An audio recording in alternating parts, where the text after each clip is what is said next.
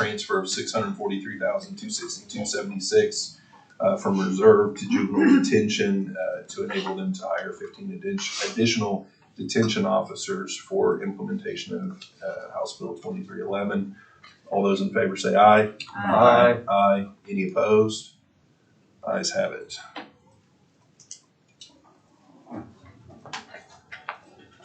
Okay.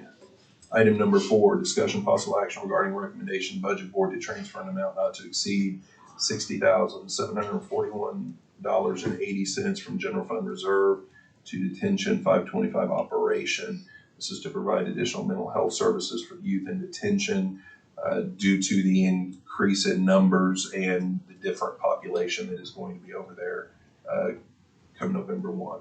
Hey, Jamie, do you know, Oklahoma City is going to spend $40 million making a mental health facility, building a new mental health facility. Do you know, are they going to have any bed space for juveniles over there? Not that I'm aware of. I mean, literally just listening to them and thinking, well, Oklahoma City is building a mental health facility. I'm kind of curious if they've taken into consideration any juvenile space over there and what that would do to your population, and would that resolve your issue, or is that something that is just in lieu of this? Resolve what issue? The need for mental health? Well, if you have people that need to see mental health providers, and Oklahoma City is building a $40 million facility and outfitting that facility with mental health providers, if we have the ability to piggyback on top of them the same way that they piggyback their people on top of us. So that's why I'm just curious. I think there may be a future, because that's Right. definitely not something that we're going to flip the switch on tomorrow and it's suddenly built. But in the future, I think that may be something that we could do to see a cost savings. We definitely haven't had time, but plan to do a lot of research on what all of our options are, which is why we're requesting the money go to operations, so that if we have to do some professional services to supplement, maybe we can get some free services as well. But it's not going into salary. I'm not planning on trying to hire full-time if I don't have to, because of benefits. Yeah. I think your money will definitely stretch further on contract basis and Yeah. the liability issues and everything. So I appreciate you looking at that. I'm personally supportive of increasing the amount of dollars that you have available to address the mental health needs over there for both the current population as well as the influx in population that you're going to see. The one thing that I'm questioning, though, is are we a little cart ahead of the horse without having a complete plan yet? And you may have a plan, I don't know. But as far as are we looking at just going contract and increase the number of hours on the contract? Are you looking at hiring in-house in addition to that? Is this, I guess what I'm getting at is if there's not a plan yet, do we need the money there yet? Because that plan may wind up costing more than the $60,000 or less. If that makes sense.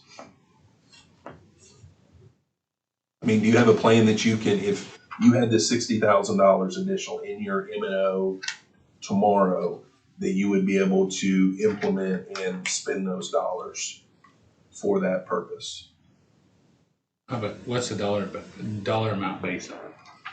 It was based on a full-time licensed mental health person and benefits. Okay, have you I talked? mean, without the benefits. Right. Have you talked to that individual to see if they would do that contract? And is this the contract amount that you're looking for, or have we gone out and asked for additional hours at a certain rate, and that's what this contract covers?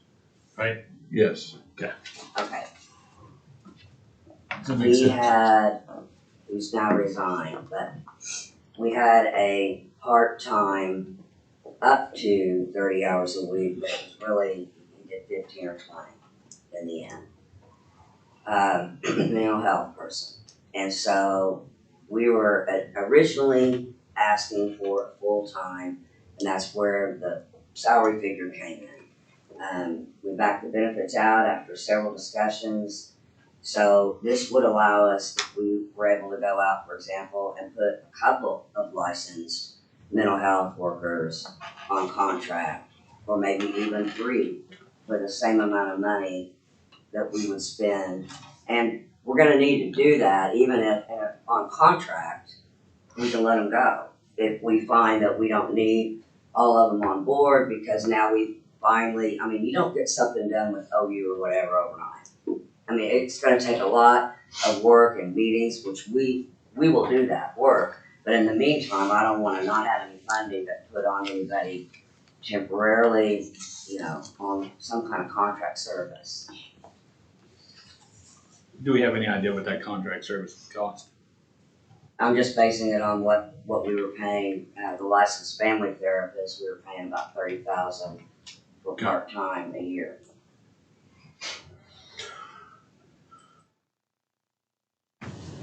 And you don't have any mental health personnel at all, right? Right, No one licensed. no one licensed. Gotcha. But you do have money for a contract that the individual that you are utilizing is no longer coming to your facility. But my Right. understanding is that who you're contracted with, they're gonna try to find somebody else to come in. Is that correct? Mhm. And that's what you have $30,000 in your budget right now. Well, yeah, a little less than that. Well, yeah, because you've already paid some this fiscal year, but that's what you were set up with at the beginning of the year was 30,000 to pay for those on-call services. In the on-call, you had mentioned that it was up to 30 hours, but recently it was just 15 or 20 hours. We were only paying for whatever number of hours that they were Yeah, working, correct? Okay. It's kind of an off-the-wall question. Do the DO, or are they DOs, whatever they are, DOs over there, do they have the opportunity to talk to these mental health professionals? Or do we just use our EAP? we use EAP. Okay. But Miles, that's a good point. EAP is only gonna allow for 3 free visits, I believe. And then from there, they have to utilize their insurance. And we've got through Rebus, great mental health provider.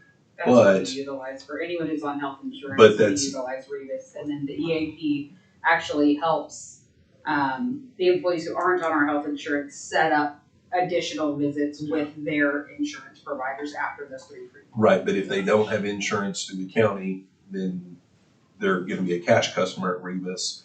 Or unless they have insurance through some other means, they're gonna be a cash customer elsewhere. And with the type of work environment that they have, I mean, it's just the nature of the work, it's stressful. Does Rebus I have a like- person on site? Yeah, Rebus has several people on site that I can call and make even an employer reference to. And call and say, hey, I've got an employee who's really struggling if they're on our health insurance. If they're not, I've referred employees through Deer Oaks, and even if they have no insurance, Deer Oaks has been really great about working with them on like a cash basis, a sliding scale. We've referred employees both ways. I was just curious if they had any interest or ability to do for the juveniles, like you're looking for. If we talk to Rebus to see, since they're already on site, hey, is this something that you can provide? Sorry, Rebus isn't on site at the Juvenile Justice Okay. Center. I thought you meant here in the. Oh, no, Sorry. I meant on site, yeah. I misunderstood. Okay, that makes sense. So, I was like, hey, 2 birds, 1 stone, here we go.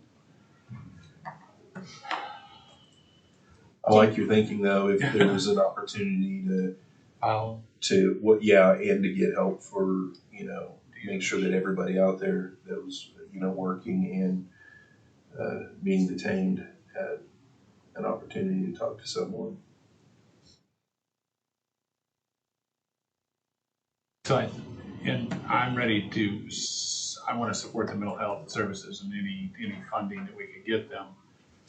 I want 60,000 plus coupled with your 30,000, so $90,000 contract. That, I don't know that is enough or what it's gonna cost. Can you grab 3 or 4, kind of give us a a more exact cost that you need between those, so we know exactly what you need, we can fund you moving forward for the rest of the year instead of taking a wag at this and a couple months you coming back saying I need more, or If that's the pleasure of the BET, that I get some more solid information in terms of rate of pay in this area for, you know, a licensed mental health, not necessarily psychologist, but, Right. you know, something else, so that we can get a ballpark, and if I get somebody in between my ability to get something approved or considered and approved, I still have a little money on that contract, so I could get started Right. Yeah, That's- even- and bring it back. even Well- that contract right there. I mean, if you say that you want to let them know that, in my opinion, what I'd like to see is something. Even if you let them know that you want to extend that contract for X amount of hours, what is that going to cost me? And if you're looking at utilizing a contract provider for the mental health services instead of an employee, I think we have more time than we do on funding of the 15 new officers. Because if we're going to just increase the number of hours on this particular contract, we can always come back at our regular meeting in October, discuss, come up with a number, and budget board can approve that. And then you're not having to worry about advertising, hiring, bringing on board, getting set up in the system and all that. All it is calling the contract provider and saying, hey, we're increasing these hours. Well, the person who had the contract is gone. Right. So it's But that contract with. I'm not worried about that. I mean, The contract was with an individual. I thought it was with no, it was an individual family therapist, Okay. licensed family therapist. I thought it was a company. All right. well, no, I thought it was that, but I thought there were multiple providers there. That my understanding was that person wasn't coming anymore, but that somebody else would be from there. No. Okay. They have had interns. Yeah. They have had interns working directly underneath his licensure Yeah. to do that, in the recent past. Okay. So we need. I mean, I think we are. In my mind, I think we've got some time here because you can't just reach out. I mean, you're going to have a new contract with whoever it is. So I think the thing that needs to happen is to figure out who you're going to negotiate that contract with, come up with the dollar amount, and then we can get that funded. And they, just like the other contract provider, they're not going to need onboarding time or anything like that. All they're going to need is your address and, know where they're going to work in the facility. So even if they have a few days ahead of November 1, I think with a contract provider, that it would be sufficient time as opposed to if you were going to hire somebody. I'm okay with that. So do you think you might be able to have a little bit more of an idea for our regular scheduled BET meeting, which is it 2 weeks? 12. Okay. Yeah, so we got a couple weeks.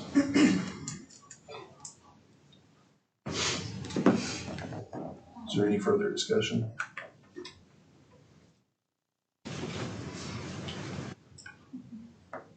Okay. All right. Jamie, you and your team, thanks for all the information that you guys have provided, both related to item 3 and 4 over the last several weeks. It's been very helpful. And I appreciate you guys getting on top of this. You got a chore ahead. I mean, Thank you. just having to increase your population is going to be a challenge. All right, item number 5, discussion possible action, receive an update related to the status of all cost centers set up within Special Projects Fund 1400. The one update that I will give, I spoke with Mr. Barnes. He's comfortable going ahead and moving the excess that's in his account right now. He's got quite a bit of PPE available. ARP, I know we don't have final rules yet, but I think based upon the reason why it passed in the first place, I can't imagine PPE not being an approved expenditure of those funds. So I think if we move those out of emergency management and something caught us off guard and we had to have more PPE than what's already purchased, I think we're gonna have other dollars available to do that. So for planning purposes, he felt like it would be sufficient to go ahead and move that out of his account. So we can't, of course, do that based on this agenda item, but we can set something up on our next BET agenda to make a recommendation to transfer his remaining balance out of that 1,400,351 over to 1,400,350, which would increase that $2.7 million balance by 324,000. So get us right at $3 million.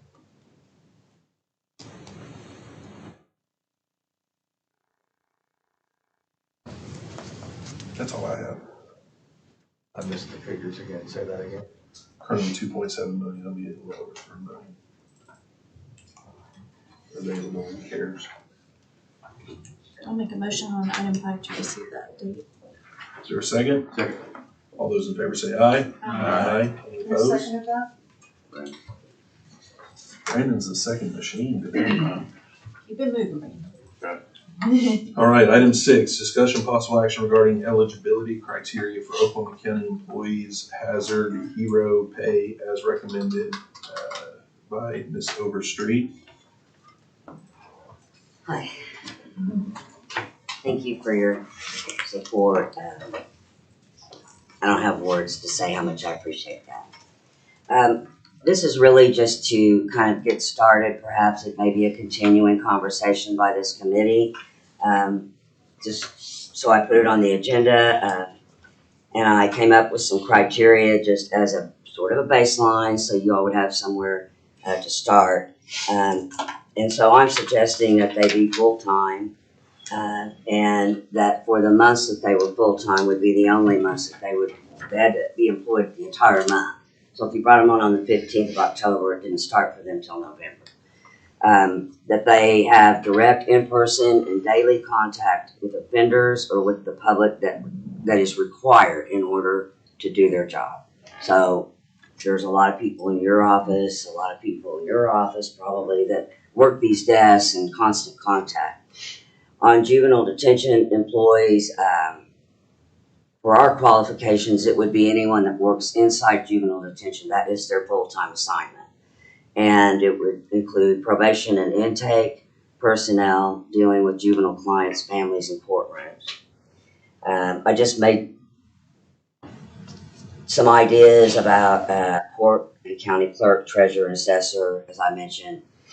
And I'm not familiar enough with the districts and the district offices to know who, if anyone, would fall into that category in the yards. But I mainly just want to keep it on the radar and put it on here so you could think about if you wanted to continue that discussion or not. To give you an idea, this is just a wild, I'm throwing this out just so you have something to think about.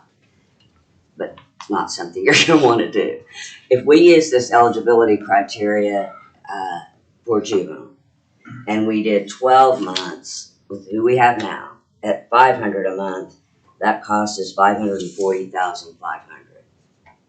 Say that That's number again. 6,000. That's 12 months, because at one point it was suggested, well, maybe we go retroactive to January and then we start backing off after that.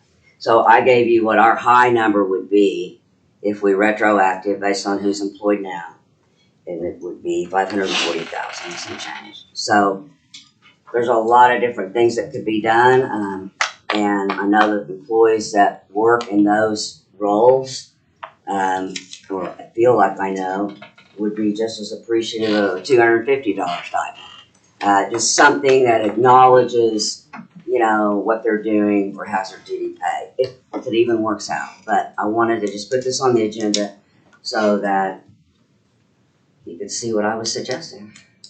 Well, and you had mentioned eligibility full-time. I think something else that we need to look at is work from home as well. If there's folks that are full-time and they do have direct contact, but they're only here half the time because they're out half the time.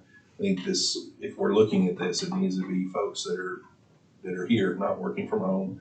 And I mean, you had mentioned full-time, but yeah, I think this is a good start. I don't know what everybody else's thoughts are, but I think this is a good start.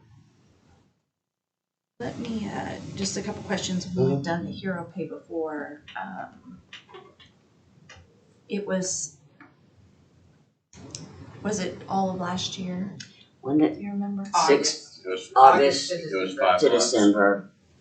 What was it? 5 months. Yeah. 5 months, and then it was 1,000 at that time, right? And that was just sheriff and juvenile.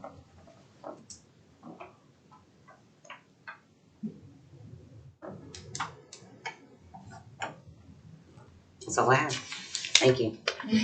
Thank you, Jenny.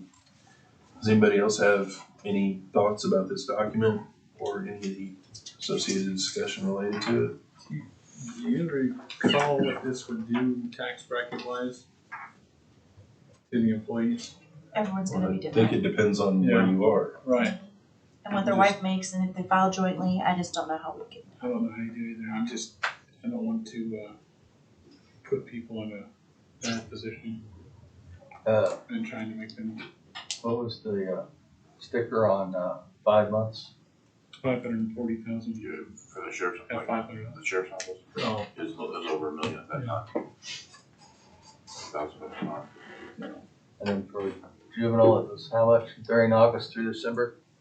I don't remember our totals, I can tell you real quick. I don't even. And that would come out of CARES.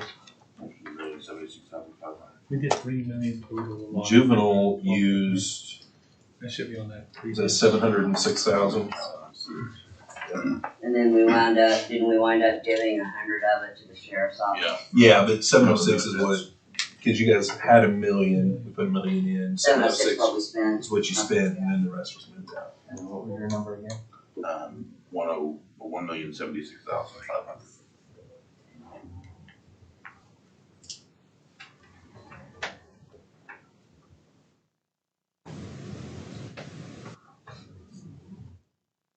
And that was at 500, right? That was it, that was. Oh, 1,000 for 5 months. of course, I feel like back then we were a lot more in the thick of it too.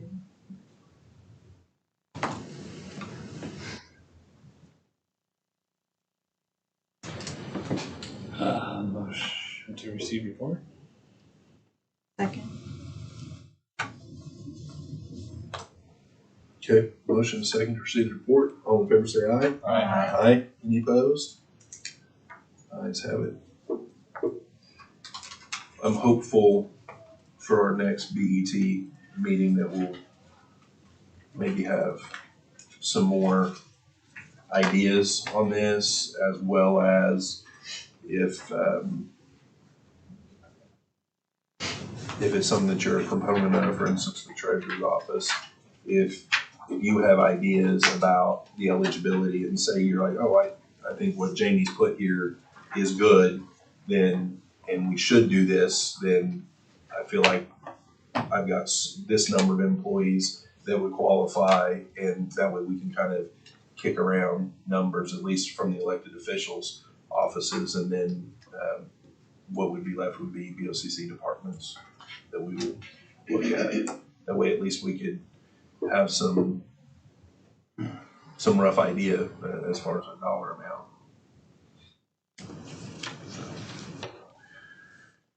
All right, we are at the heel of our agenda. Are there any citizens wishing to participate?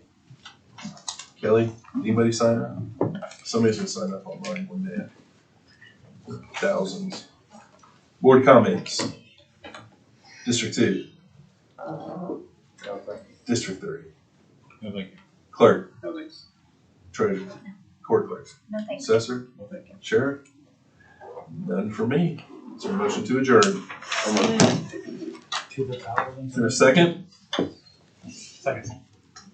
We had dueling motions. I have donations. I got Brandon as the motion. Who's the second? Second. All those in favor say aye. Aye. Any opposed? Aye. Ayes have it. Thanks, y'all.